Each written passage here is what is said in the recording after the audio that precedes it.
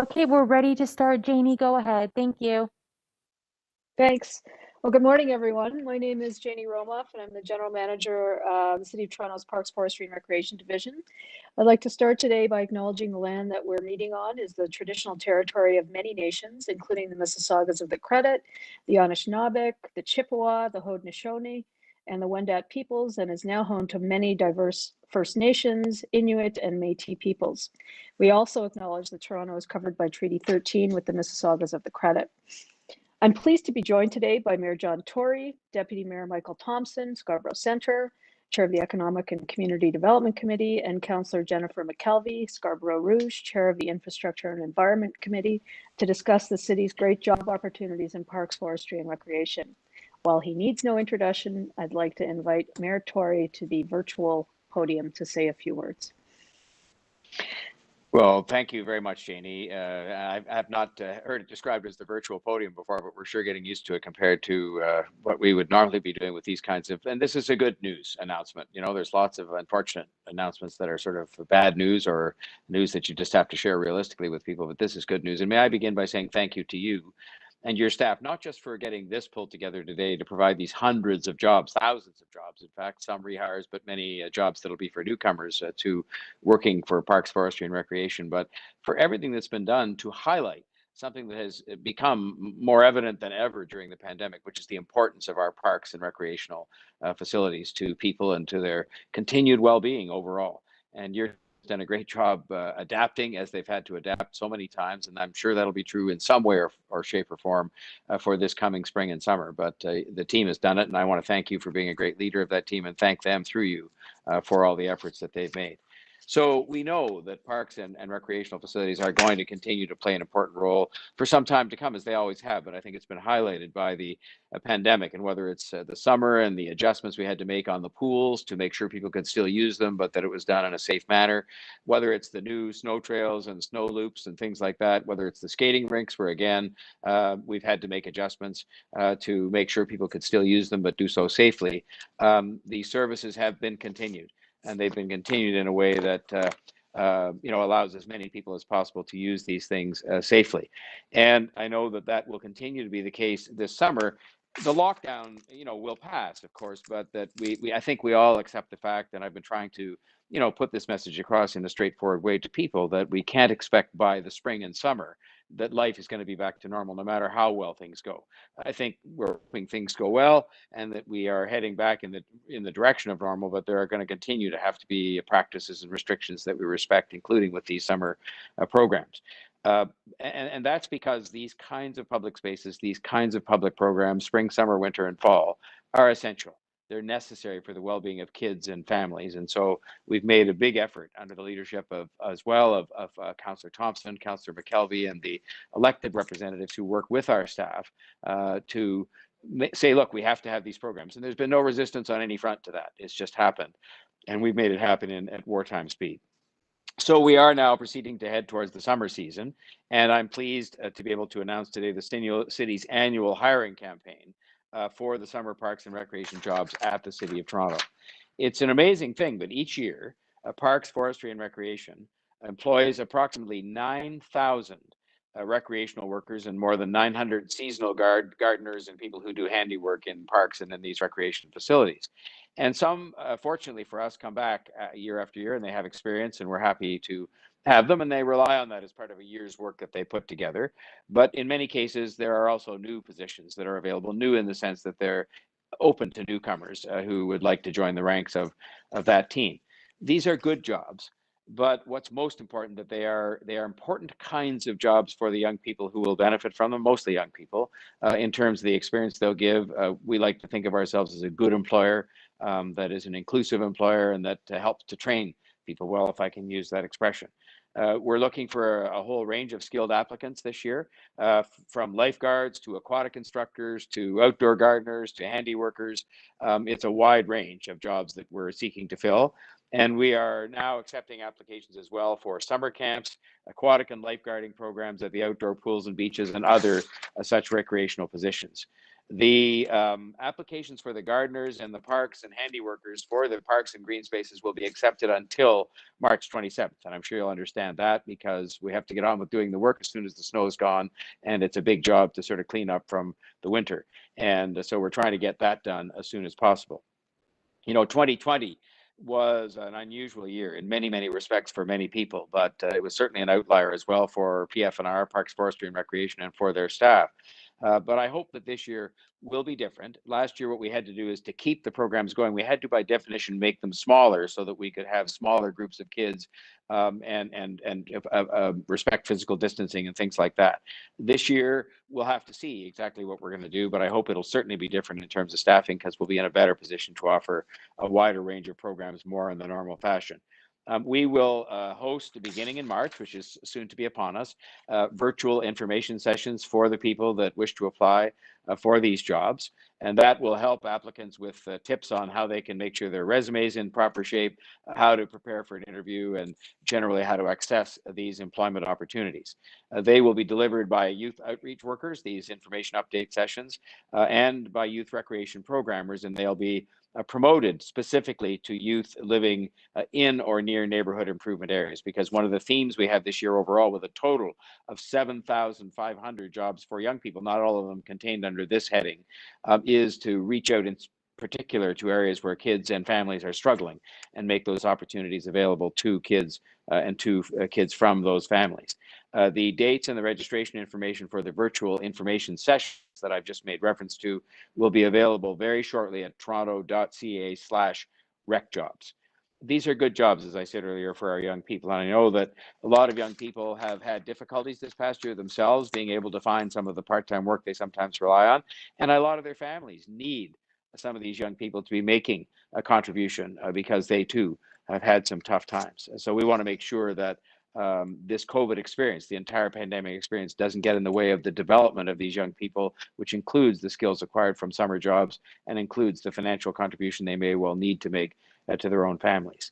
I should just mention that in our recent budget, with the support of Deputy Mayor Thompson and Councillor McKelvey, we invested $3 million in addition to what we had set aside for employment programs for young people in particular.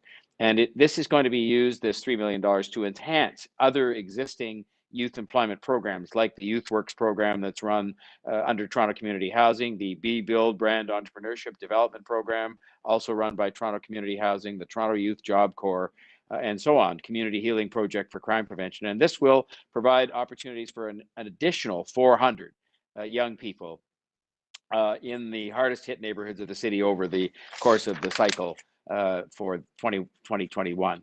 And as I mentioned, the budget overall is estimated through various different places, including this one, to provide youth employment for more than 7,500 young people. And I'm proud of that. And I'm happy about that because I think this is a year in which those kinds of jobs are needed, not just by those young people, but also by their families in some respects. And this will include jobs at Transportation Services, the Toronto Police Service, Toronto Water, our engineering and construction services, and a wide array of places inside the city government. I guess by way of concluding comment, it's hard sometimes to feel hopeful, after the kind of year that we've been through and after last summer, which, while it was kind of pleasant in some ways with the weather, it was hardly normal. It was far away from what we were used to in terms of a normal kind of summer. But I think that the vaccine, this discipline that people have put in, the sacrifices they've made, make it possible for us to have a sense of hope as we head into this summer, that things are going to be better.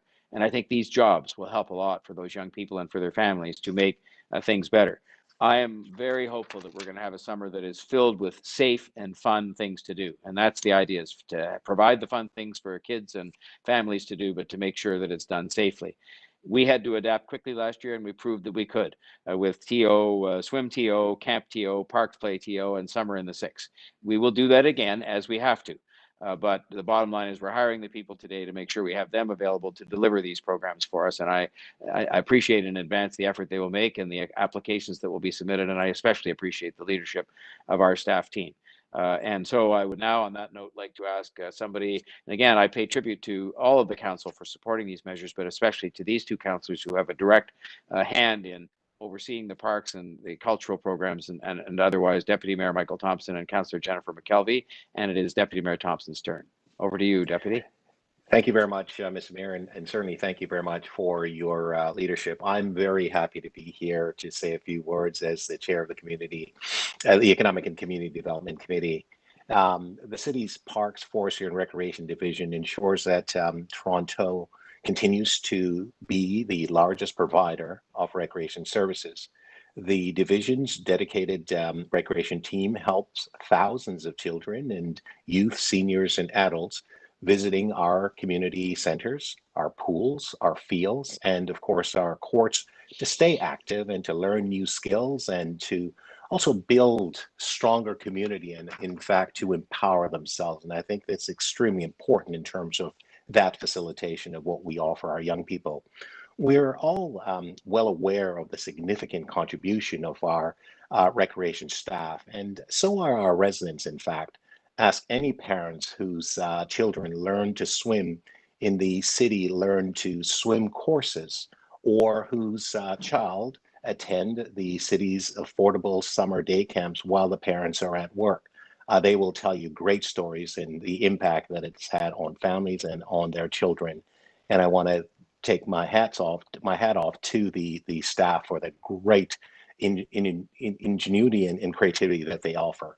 Many childcare programs that are run through the facilities of the recreation facilities in the city offer such great and fond memories for our children in terms of their recreation participation, their activities in the arts and sports programs, as well as a childcare program as well, like the after-school recreation care, which was recently resumed along with in-person learning at the Toronto schools. The lightning fast work of the city's recreation staff to develop and to deliver the suite of recreation programming available during the pandemic that the mayor has just spoken about last year was absolutely astounding. So are the many cases where these programs were delivered locally by young Torontonians. These employment opportunities provide an opportunity to build human capital. It also helps in terms of developing skills and experiences and creates a pathway to careers, including the potential for financial self-sufficiency and motivate community engagement. Mr. Mayor, I want to tell you that I'm a product of this program. I actually worked at McGregor Arena as a rink rat over the course of the winter and also in the summer months. So there's great opportunity and hope as well for these young people. Some may, in fact, someday become a city councilor and deputy mayor and so on. These programs are just absolutely amazing. And I'm just feeling just so energized that I speak about this because I know that the impact that it's actually had on me, gaining skills, developing myself and the personality, and also earning some money as well. So I'm always very appreciative when I see our young people having those experiences because I know firsthand what they're going through because I can put myself in their shoes, and having had that experience, it's just been terrific. So I'm pleased that we continue to offer these opportunities to Toronto youth this summer. I look forward to seeing what they can achieve in this year in spite of the continued pandemic precautions that they're taking. So it is now my pleasure to introduce my colleague, Councillor Jennifer McKelvey. Jennifer? Thank you to Deputy Mayor Thompson. Now I'm questioning whether I was on good behavior when I was skating in McGregor Arena, and hopefully I was. And thank you to Mayor Tory for his strong commitment to hiring Toronto's youth. Good morning, everyone. I'm pleased to join you this morning as chair of the city's Infrastructure and Environment Committee, as well as the local councillor for Scarborough Rouge Park. We know that access to parks, green spaces, fresh air, and recreation are essential building blocks for physical and mental health and well-being. It's been a challenging winter, and we tried to make it a little bit easier. The city worked to maintain safe access to parks, skating rinks, toboggan hills, walking trails, and snow loops for walking and snowshoeing through its Welcome to Winter Parks Plan. The Winter Parks Plan offered residents the opportunity to get outdoors for essential fresh air and exercise. The city also more than doubled its supply of winter park washrooms to further facilitate access to the city's park system. We know that the ongoing pandemic will continue to drive people to make use of and enjoy our city within a park, especially as the seasons change and temperatures warm up. We are so lucky as Toronto residents to have access to more than 1,500 parks, which are tended to and maintained by dedicated park staff. Parks staff in the city's Parks, Forestry and Recreation Division ensure that people in the diverse communities of Toronto have access to safe, clean, and beautiful parks, open spaces, ravines, and forests. It's certainly a labor of love.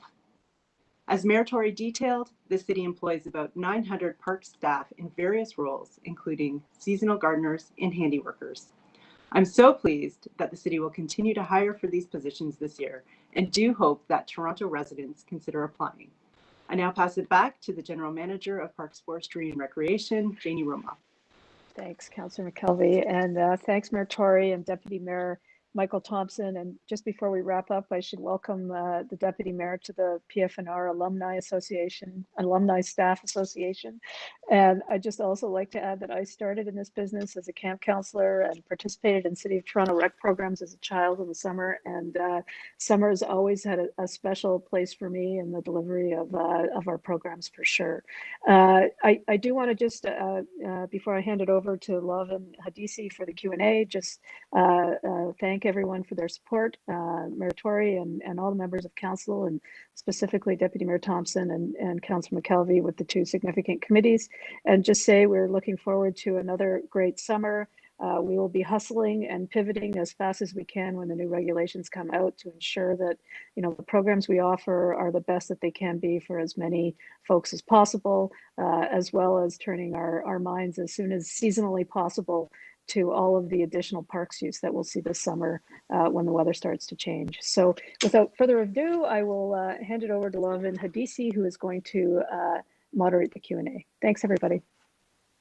Thank you, Janie. So as a reminder, it's one question, one follow-up, and please unmute yourself when called upon. First up, we have David Ryder from the Toronto Star. Go ahead. Good morning, all. Mayor Tory, I'm hoping you can react to the mayors in Peel Region pushing for reopening and saying that they should be able to move, if the numbers continue, they should be able to move not just into the gray zone, but into the red zone. Earlier this morning, I commented on that, and I said that, you know, I would love to be in the green zone, but it very much depends on how the numbers are going. There's some real concerns that have been, you know, put in front of us with respect to the activity of these variants. So, you know, I think you have to sort of take this as it comes. And I think we're going to be into some very intensive discussions, which we've been having all the way along. Some very intensive discussions next week as we approach the date. Business has made it clear to me, I've been meeting with them in the last couple of days, with Dr. Davila, by the way, and they've made it very clear that they need to have as much notice again as possible as to what it is we're going to do. And so we've begun those discussions as to what we can do safely that is going to hopefully allow a degree of reopening to begin. But, you know, we have to keep a very close eye on these numbers and make sure that what we're doing is not setting ourselves up for another lockdown that's going to happen later. So it's something where I just can't indicate what we're going to do. I certainly am in no position based on the numbers that I see to say, well, we should go to red or yellow, as much as I wish I could. And we're going to base our decisions here on that very careful balancing act that goes on and has gone on throughout the pandemic of looking at the numbers as it relates to the health and well-being of our citizens first, but also taking very careful account of the needs and the sacrifices that business, including a lot of employees who themselves are not in the best state of well-being, have experienced in the last number of months, and make a recommendation accordingly to the province. The follow-up to that is that Torontonians can also already go to municipalities that are more reopened in a short drive. If you have Mississauga, Brampton, and Caledon join that group, does it make it harder for Toronto to keep the numbers down no matter what we do, because people will be moving back and forth to shop or go to restaurants or whatever else they can do? I can't say that that's not a relevant consideration, because again, if everything all around us is in a much different state than we are, notwithstanding what the numbers suggest should be the case, and I'm just saying if it's you know, it is what it is, that you have to take that into account. And so as we go about all of our discussions, of course, we'll be taking into account what's going on all around us. And we're even going to be looking at the data that helps us to understand how many people are moving around and region hopping, as they say, to go shopping or go to get their haircut or whatever they're doing outside of the city of Toronto. So that's a relevant consideration. But I think we almost have to look at things in that kind of balanced way. And it's a whole suite of things you look at. Yes, you look at that, what's going on in the rest of the region, but you also have to look at the public health numbers and what's going on with these variants, which are a real concern. We've been told they are a real concern by all of the public health officials. And then you have to look as well at the real struggles that are being faced by business and the point that you're at, that kind of inflection point that you get to at a certain point in time in terms of business and the well-being of them and their employees. And as I say, our objective is to try and reopen as soon as we can safely, and most certainly to avoid another lockdown. How we can possibly do that anytime down the road. We'd like this to be the last one, to move forward into the summer with all these great programs we're talking about, but business able to be much more open, people able to enjoy those businesses and the patios and everything else, and start to have life moving consistently back to normal, helped along, I'm sure, by the vaccines and by the good news we received this morning on AstraZeneca. Thank you, David. And just as a reminder, we do have staff from Parks, Forestry, and Recreation if you have any technical questions. Next up, we have Sabrina from CBC. Go ahead, and just remember to unmute yourself. Hey there, good morning. Thanks for taking my question. I'd like to start with a situation happening in the Stockyards district. So, Mayor Tory, residents are concerned that a new meat processing facility will open on the site of a former meat plant. Councillor Nunziata said she's heard from multiple residents that say they weren't consulted and their concerns weren't heard about this. So first off, have you heard about this, and what would you say to these residents? I have to be perfectly honest and tell you I have not heard of it until you just mentioned it. I'm certainly familiar with historically the juxtaposition of residents and meatpacking plants that employ a lot of people, but nonetheless, they've been there for some period of time. So have some of the residents, and that this has been sort of a sometimes a difficult, integration to have happen at one and the same time. I'll certainly look into it and find out what's going on with that. I can only say, though, that as we look at new things that are brought in, whether it's new development or new industrial uses, again, we have to go through a balancing of interests and make sure that on the one hand, we make this a place where people can be employed and carry on business, but on the other hand, that it's done in a way that's compatible with the overall kind of surroundings in which those industrial uses find themselves. So I will look into it. That's all I can say. And to the local residents, they will be consulted, because that is the proper way to go about this, and that is normally what is required by our different processes that we have to approve things. All right, thanks so much for that. So just another question. CafeTO registration opened at the top of this hour. Can you comment on why the continuation of this program is so important and how necessary it is in helping restaurants and bars? I think the reason this program was conceived of was because it offered a lifeline to bars and restaurants that either didn't have indoor dining available to them because of the rules, or had a situation in which people were nervous about being indoors and therefore were less likely to patronize those restaurants. And so we went to great lengths, and I again commend our city staff and all the restaurateurs who made it happen in very short order, to use curb lanes of traffic, to use sidewalks, to use parklets, to use private property in the case of some of the areas like Scarborough, North York, and Etobicoke. And we want more of them to participate this year, to give them that extra opportunity to earn back some of the revenue they've lost during the pandemic, and to give people, that's the secondary benefit that came from this. People loved these cafes outside. They just loved the fact that more people could sit outside in more places. And so we were eager to bring it back. It's going to be streamlined. We're accepting applications starting today. And we want there to be way more than the 801 restaurants that were helped last year, and much more spread out right across the city. And so we're going to be seeking to make sure that happens in a streamlined way in the case of the first batch in time for the May 2-4 weekend. Thank you. Next up, we have Matt Bingley from Global. Go ahead, Matt.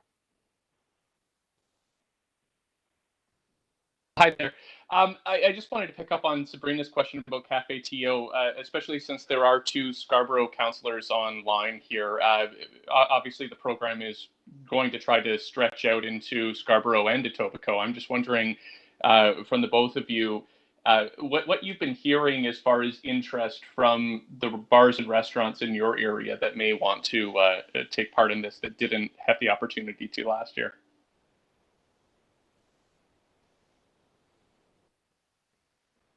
I'll go first and then I'll pass it off to Deputy Mayor Thompson. So in our area, we did have several restaurants that expanded their patios, but in Scarborough's case, it was into their private parking lots. And so one thing we didn't do a great job of last year was capturing that data and promoting which of those restaurants were indeed opening their patios into their private parking lots. This year we do have a collaboration that's launched with Centennial College and the University of Toronto Scarborough campus. It's a new program called Find Dining, and it's about finding those local great restaurants in your community and showing them some love. So we have just launched that. There'll be more to that in the next few days released. And we're hopeful that this year we'll be able to give a little bit more attention to showcasing those Scarborough restaurants and indeed showing that they're expanding their patios into the parking lots. I can just add, I think it is recognized that Scarborough is different from varying areas in the downtown core. We have much more capacity and space, quite frankly, and as Councillor McKelvey had just pointed out, sort of expanding onto private properties. In my community, I've not had a real great call for this expansion with respect to CafeTO or curbside TO, simply because we have the real estate to be able to utilize the private property component part and so on. However, there is a need to promote and market and the great restaurants, the great facilities, the great universe of food and sort of menu items that are available here in Scarborough and so on. And that's something that we're really focusing on. The Scarborough is the food capital of the city of Toronto, and it's been recognized globally. And so we want more people to come, but we don't actually have the same challenge as some of the downtown facilities. Thank you for that. And just to bring it back to parks, Mayor Tory, off the top, you said, you mentioned the difficulties that we're still facing, as well as the fact that some parks staff had to be laid off last year. I'm just wondering how confident you are going into this year when you're announcing 900 jobs and there is still the uncertainty, especially with some of those jobs that would go to younger people.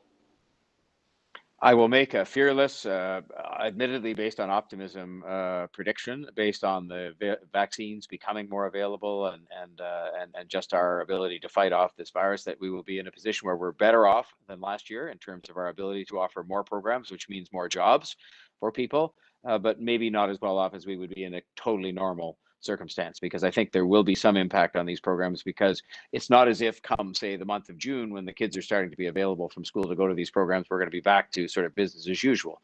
We're not, but I think we'll be more in that direction than we were at this time last year. I'm hopeful we will, and the programs will benefit accordingly, and the young people and the staff will benefit accordingly, but that remains to be seen.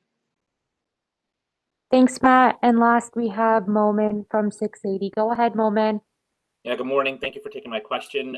Either for Mayor Tory, or I don't know if somebody from city staff can help with this. I know that you guys said it's just to follow up on Matt's question, it's too early to know exactly what will be offered. I just wanted to know if there's a timeline on that in terms of when you guys need to know, a certain time where you need to know before you can figure out what can be offered in terms of spacing and numbers and that type of thing.